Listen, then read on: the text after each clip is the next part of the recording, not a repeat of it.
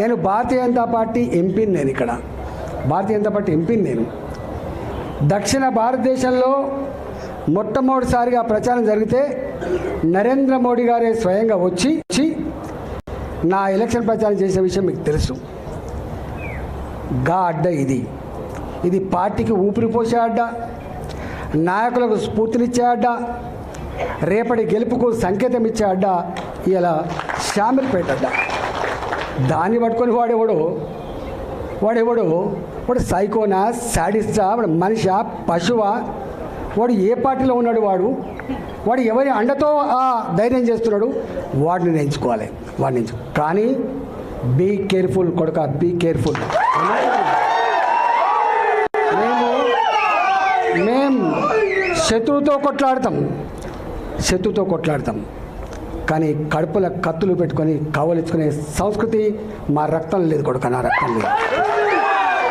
ఇవాళ మీరు ఎవడెవడు సోషల్ మీడియాలో పెడుతున్నారో, ఏమేమి రెచ్చగొడుతున్నారో, ఏమేమి చేస్తున్నారో మొత్తం పైకి పంపించే ప్రయత్నం చేస్తా.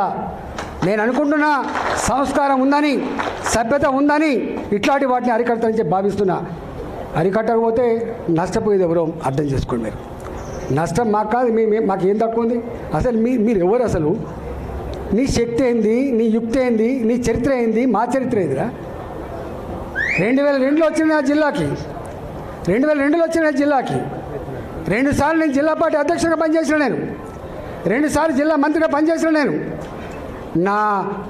నా అడుగు పడని గ్రామాలు లేవు కరీంనగర్ జిల్లాలో. ఉమ్మడి కరీంనగర్ జిల్లాలో నా అడుగులు పడని గ్రామాలు లేవు. ఉమ్మడి కరీంనగర్ జిల్లాలో నేను కరీంనగర్లో ఉంటే పొద్దున ఉదయం పొయ్యి ముట్టిస్తే రాత్రి 12 గంటలకు కూడా ఆ పొయ్యి ఆరిపోయేది కాదు. ఒక్క హుజరాబాదు, ఒక కమలాపూర్ వచ్చిన వాళ్ళు కాదు బిడ్డ, మొత్తం కరీంనగర్ జిల్లా మొత్తం వచ్చేది. పక్క పంటున్న జిల్లాలు కూడా అప్పుడప్పుడు వచ్చిపోయేది. ఇవాళ నేను 2 సార్లు 40 ఫ్లోర్ లేదని చెప్తున్నా అంటే నాకు తెలియని జిల్లా ఉంటుందా?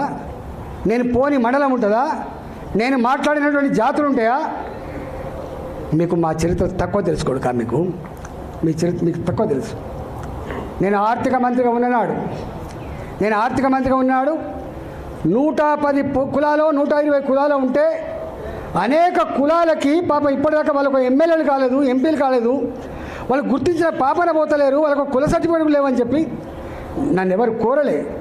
నేనే ఒక 40 రోజుల పాటు 40 డేస్ యావత్ తెలంగాణ అన్ని కుల సంఘాల నాయకులతో భాజపా అసెంబ్లీలో మీటింగ్లు పెట్టి, నేనే వాళ్ళకు భోజనాలు పెట్టి, నేనే మీకు లీడర్ని, మీ సమస్యల పరిష్కారం కోసం ఉన్న బిడ్డనని చెప్పిన నేను 40 రోజుల పాటు ఆ పనిచేసిన.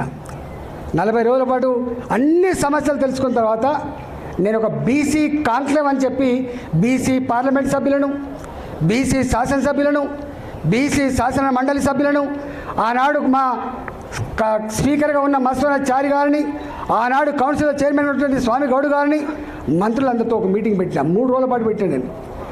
ఈ నోరు లేని వాళ్ళకు మనం దిక్కు కావాలి. తెలంగాణ రాష్ట్ర